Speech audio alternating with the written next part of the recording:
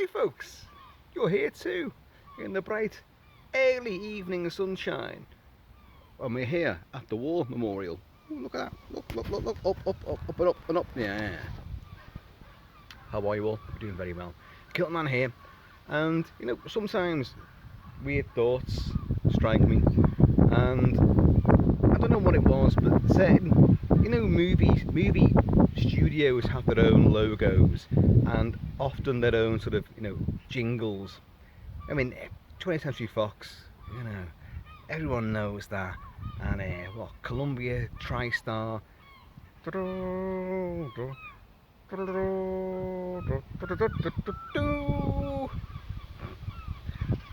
Fox, and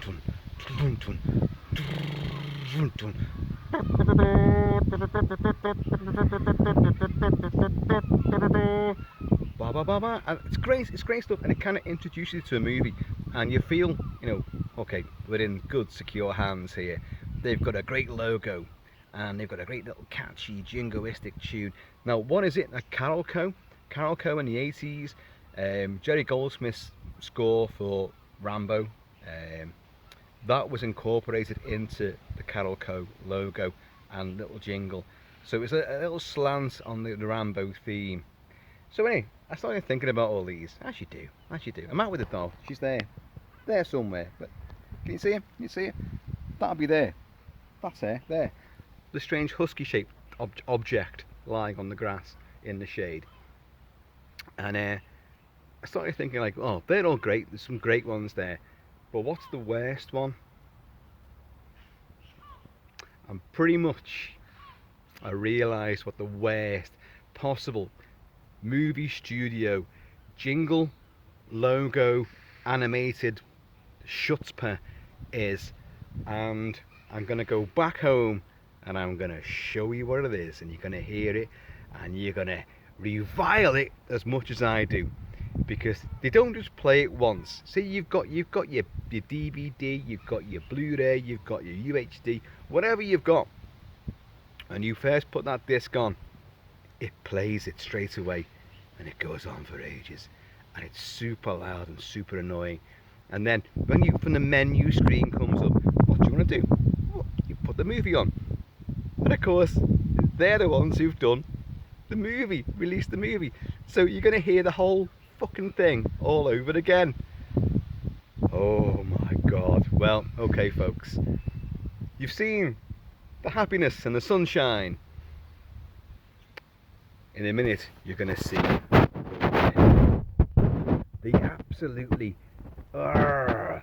gut-wrenchingly, sphincter tighteningly, agonizingly just that is the logo of Studiocanal. Hey folks, so now, yes, we've changed location, and as you just heard, I was regaling you with the jingles and the logos of cinema studios. Well, it's actually cinema or movie releasing companies. They might not even be particularly proper, like big studios, like 20th Century Fox, like Columbia, TriStar, like Warner Brothers. Now think about it, do Warner Brothers actually have a sound? Do they play any music? I mean, we get like that sort of sweeping sort of camera effect and the sepia tinted backlot of Warner Studios. Does it play any music? Can't believe it. I can't remember. And I can't believe I could not remember at the time when I did that little previous little intro that the the Carolco, I forgot that, which is the Jerry Goldsmith interpretation of a piece of his own music for First Blood and Rambo First Blood Part 2. And it kind of goes like do do do do do do do. So it's like do do do, which is the First Blood theme, and then it goes do do do, and introducing this great big new movie here, and that was lovely. Anyway, I kind of gave the game away and said like what the culprits have been the worst part of shit ever to do this, and they are god awful, and yet they put out some great movies. And I think Studiocanal, or I think for a while they were called Studiocanal Plus, they put out one of my favourite films of all time. How many times do I say that? But Brotherhood of the Wolf, or to give it its French title, Les Pactes des Loups, which is one of my... I adore that movie, and I really haven't given it too much time on the channel. I should rectify that, because you know I love every single facet of it. The acting, the story, the effects, the visuals, the music, the direction, everything, the epic quality to it, I adore it. But what ruined the now, I think, rare 3-disc DVD release of Les Pactes des Loups was the omnipresent, irrepressible, unstoppable Studiocanal logo and jingle. Holy Jesus. Now, this still goes on, the Studiocanal thing. Hammer releases a lot of Hammer horror. What the fuck have Studiocanal got to do with that? Well, I'll tell you what they got to do with it. They are financing it and releasing, you know, home video versions of it. So that's why they're there. That's why they're there, and that's why their stamp is on it. So anyway, enough of this inane waffle, because John, my good friend, my Hammer aficionado, you've been on at me to review The Plague of the Zombies, and this is how I suddenly came across this, really, to be honest. I was thinking about watching this and reviewing it for you, which I'm going to do, but what happened is I began to think, oh yeah, it's got that Studiocanal friggin' logo. Oh God, I hate it. Oh no, we've got to get through that at least twice, because when you first put the disc on, it goes straight into it. Then you get the menu screen and you choose play. But it will give you that bloody big intro again, and it fucking drives me mad. Anyway, let's give you a blast of this. I'll end up loving this now. I'll end up being like, oh yeah, come on. No, I won't. So let's just get this to come on now. You'll hear it now.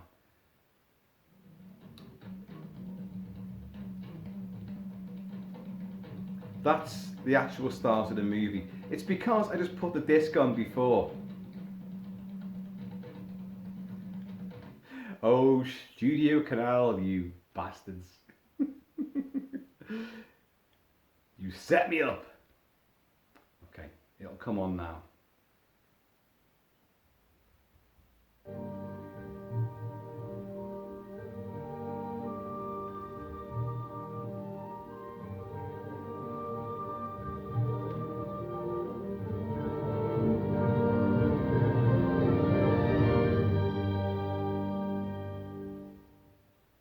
Drives me insane.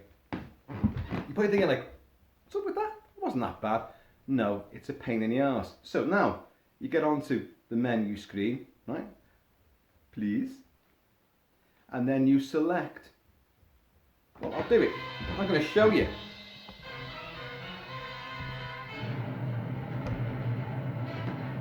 Can you see?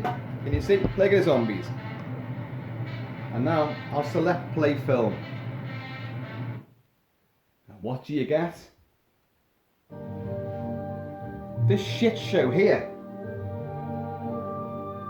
This carousel. This kaleidoscopic view of colours. With this incessant fucking music.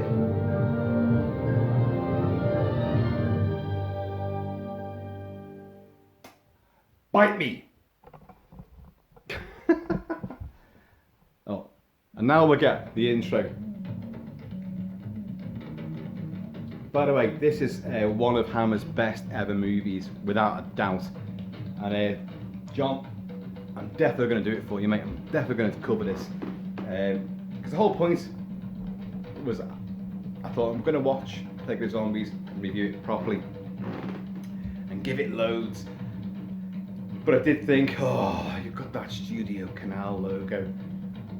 You might be thinking like, well, Kilt-Man, that wasn't that bad. Maybe it's just me, but I don't know. Some logos, some jingles, kind of like, oh yeah, they're a good few seconds shorter. But the thing about that logo is it's ultra loud. and especially on that French 3-disc DVD set for Les Packs de Loup. In fact, it's even on the theatrical cut on the UK Blu-ray edition of Brother of the Wolf. It's just as bad, but it seems to go on for longer, and it's even more intense. And that horrible visuals. Oh, what? By the same token, Lionsgate do that thing where it's kind of like it's a lock mechanism. And it brings in flames and molten lava and clouds, and it's like a big mechanism taking place. And then, as the camera pans out, Lionsgate, and I don't mind that. I actually don't mind that. So it's all, again, personal taste. But sweet Jesus, that Studiocanal. It hurts me. It does. It tasks me. I'm very vexed. So there you go. So please let us know. I can't believe I made a video out of this, but hey, things are what they are. I'm sorry if it offends you. I'm so sorry. I had that effect on many women. But what are your favourite big movie logos? And we all know them because during the 80s, a lot of these got revamped. They've been from the 1940s and 50s. That's the great James Bernard score to Hammer's The Plague of the Zombies. Wow, this is a towering piece of 89 minutes of sheer excellence. Just turn it down. But what's your favourite then? What's your favourite and what's your worst? And you can bring in video labels too, because we all love the not Arrow, the Intervision. That was great. Intervision put out Dawn of the Dead, The Exterminator, and they always put trailers on the VHS and Betamax tape before the main feature, and their logo would come in all the time, and it was all scratchy sort of film. Arrow Video took that over and did the same thing for their releases, although I much prefer Intervision. It's far more, far more ripe and sort of in your face and a bit more grungy. Arrow is it's professional grunge, but it still has the same effect, and that's the point of it. Anyway, folks, I have been, always shall be, a slave to my whims, and this, if nothing else, was one of those whims. So please, indulge me, let me know. What's your favourites, what's your worst? And there's many, many more. I've completely missed out loads, I know I have. But there you go. I think Fox is the best though, isn't it? Fox's Fanfare. And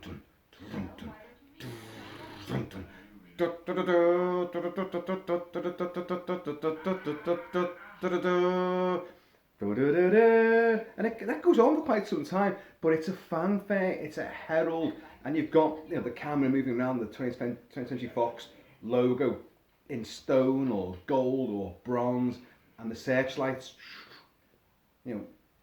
spiraling around it. So you've got Star Wars, and you've got obviously Predator and Alien. Biggies.